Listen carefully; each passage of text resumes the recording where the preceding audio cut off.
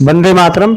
वंदे मातरम। स्वस्थ समृद्ध परिवार निर्माण प्रयास केंद्र पर आज हमारे साथ हैं भाई सुप्रियो जी, वरुण भाई, और इधर हैं हमारे साथ रंजीत भाई। सुप्रियो जी भाई के पास एक ऐसा अनुभव है, पिछली बार भी आए थे तो हम उसे रिकॉर्ड करके आप तक नहीं पहुंचा पाए। सुप्रियो भाई के जो बड़े भाई हैं वो डॉक्टर हैं, वो बताएंगे। मैं ये बातें सिर्फ इसलिए इस अनुभव को शेयर करना चाहता हूँ कि जो लोग कहते हैं कि मालिश हमारे लिए फ़ायदेमंद नहीं है या मालिश से उन्हें किसी तरह का डाउट है, तो इनके बड़े भाई ने किस तरीके से मतलब अपने एक सर्जन होते हुए और उन्होंने मालिश को अहमियत को दे के और उस अनुभव को समझाया है। तो मैं चाहता हूँ कि मैं ज़्यादा समय ना लेते हुए सुप्रियो भाई ही उस अनुभव को बताएंगे, और ये रियल घटना है दिल्ली के ट्रामा सेंटर हॉस्पिटल का। वंदे मातरम। वंदे मातरम दोस्तों।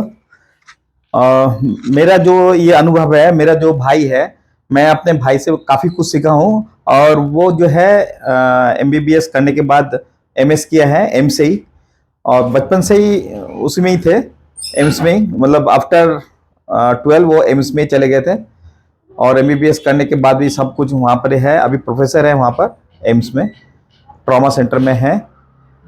उनका जो उनके साथ जब बात किया था, उन्होंने एक पेशेंट के साथ उनका जो अनुभव था वो ये था कि एक पेशेंट थे, पेशेंट ने क्या किया कि उनका स्टमक खराब हो गया, उसका किडनी खराब हो गया, उसका लीवर एक्सीडेंट के वजह से खराब हो गया था। अब वो दूसरा हॉस्पिटल में थे, हॉस्पिटल का नाम नहीं ले सकता। उनके वहाँ से मना कर दिया था। दिल्ली के ही थे, बहुत बड़ा हॉस्पिटल थे, और विद इन 7 डेज में उनका 40 लाख रुपीस खर्च हो गया था। ये रियल घटना है। फिर उन्होंने मना कर दिया कि ये बच्चा बचेगा नहीं, क्योंकि उसका 85 किलो था, 85 किलो से उनका 40 किलो तक आ गया था विद इन 7 डेज में। 7 डेज के बाद उन्होंने बोल दिया कि बचेगा नहीं। फिर उनको जो है सिंगापुर का रास्ता दिखाया डॉक्टर ने, क्योंकि बड़े बड़े हॉस्पिटल है तो बड़े बड़े कारनामे करेंगे। तो सिंगापुर वाला ने साफ साफ मना कर दिया कि नहीं जी, आपका कोई गारंटी नहीं है बच्चे का जिंदा रहने का, तो आप जो है सबसे पहले बेहतर यही होगा आप अपना इंडिया में ही ठीक करें। तो उन्होंने करते करते अल्टीमेट डॉक्टर साहब से जो है एम्स में भेंट किया। मतलब बहुत लंबी चौड़ी कहानी है।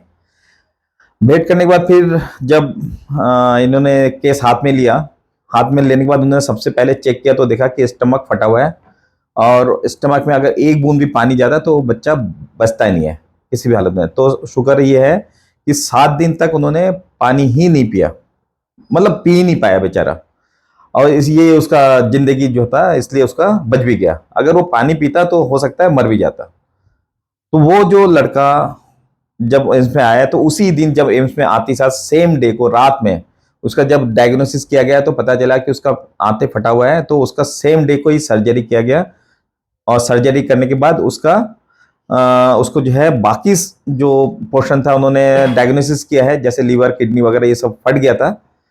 तो उसको उन्होंने बोला कि हम एक एक के बाद एक सर्जरी करेंगे, लेकिन एक साथ सारे के सारे नहीं करेंगे। उस बंदे का कम से कम 5-6 सर्जरी हुआ है, और ये था स्थिति कि वो बचेगा नहीं। अल्टीमेट क्या हुआ कि जब हॉस्पिटल गए, हॉस्पिटल में थे तो पेट तो वैसे ही था, तो पानी वगैरह जो पीना वो कुछ भी नहीं हुआ, खाना वाना नहीं हुआ। तो उसके माँ ने बोला कि बच्चे ने तो खाना नहीं खाया, 7 दिन हो गया, और आपके यहाँ पर 8 और 9 दिन सेकेंड दिन भी हो गया था। 10वां दिन में उन्होंने बोला कि बच्चे को कुछ तो दिया जाए, क्योंकि ये तो बेचारा बिल्कुल ही बेड के साथ मिल गया। मिलने के बाद फिर भाई ने बोला कि चलो ठीक है, आप ऐसा करो, जाके सरसों का तेल प्योर, उसका नारियल का तेल, तिल का तेल, ये सब लेके आ जाए, लेकिन प्योर होना चाहिए, कोई भी इसमें मिलावट नहीं होना चाहिए, केमिकली साफ करने नहीं होना चाहिए, कुछ भी नहीं होना चाहिए, एकदम आपके सामने पीसा हो, पीस के उसको लगे चाहे कुछ भी हो, मेरा बेटा का जिंदगी है तो मैं चाहे कैसे भी करके कितना ही पैसा लगे मैं लाऊंगा। लेकिन उनको ये समझ में नहीं आया कि डॉक्टर साहब जो है एम्स में बैठ के ये सब क्यों राय दे रहे हैं, ये सब तो आयुर्वेदिक का हॉस्पिटल में होता है।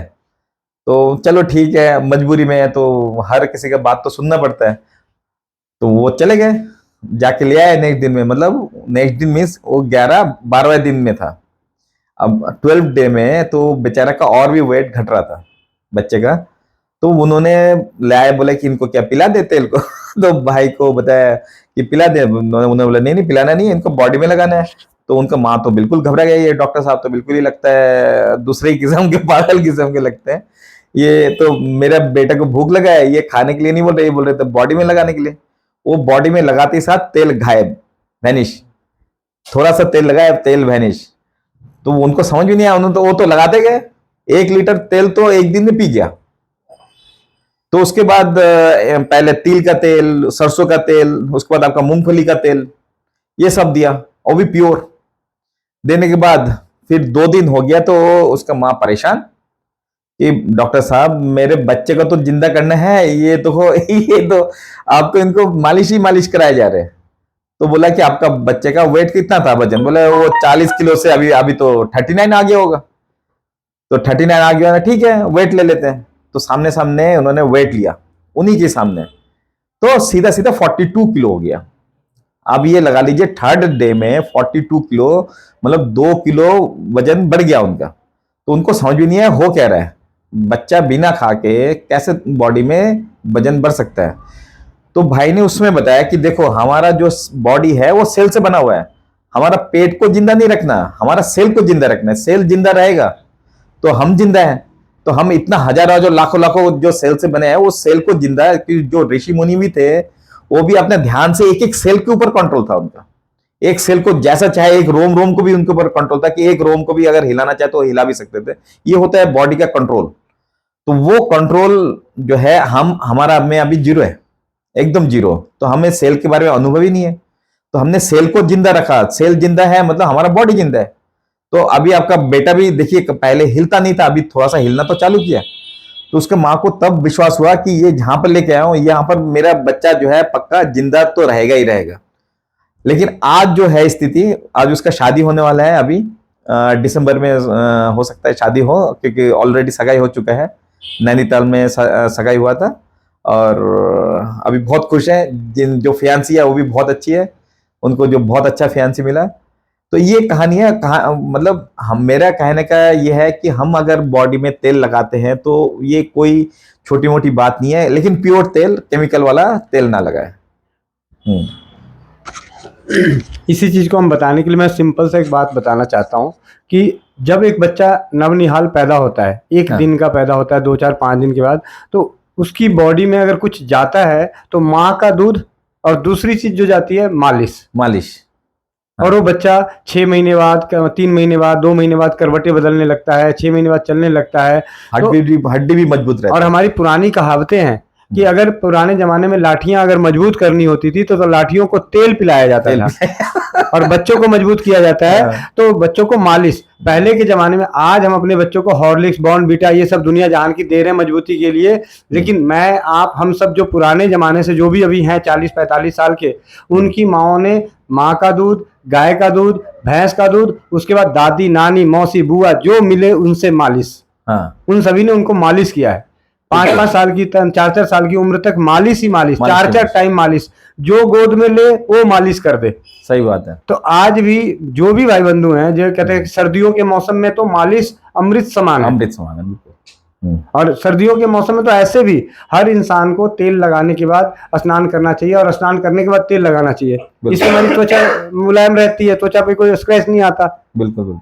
तो हम एक्चुअली सुप्रिय भाई जी का बहुत बहुत धन्यवाद है, क्योंकि पिछली बार जब आए थे तो इन्होंने ये बात बताई कि मेरे भाई जो है वो सर्जन है, और उन्होंने एक सर्जरी करी थी जहाँ पे सभी डॉक्टरों ने, हॉस्पिटलों ने मना कर दिया था कि ये बच्चा नहीं बचेगा, और वहाँ पे जब उन्होंने तो बचाया, उनकी ज्ञान, उनकी सर्जरी जो है उसकी तो मतलब जो भी है, लेकिन सबसे बड़ी बात हमारे लिए जो सीख मिली, हमें जो सीखने को मिला उस वक्त, वो मिला मालिश। एक ऐसा हथियार जिसे किसी से पूछने की जरूरत नहीं है, हमें मालिश करनी चाहिए। पुराने जमाने में बाप दादा कोई भी खेतों में काम करके आते थे, घर वाले पानी दिया, खाना दिया, नहीं दिया, ज्यादा थकावट हो गई तो मालिश जरूर करते थे। जरूर करना है। जो हेल्दी भी है उसके लिए भी मालिश बहुत जरूरत है। हाँ, तो मालिश इसलिए बहुत जरूरी है, और प्रयास यही करें कि मालिश जो करते हैं आप अपने अपने शुद्ध तेलों से करें, जो आपके आसपास में तेल पाए जाते हैं। वंदे मातरम। जय हिंद, जय भारत, जय राज्यवाद।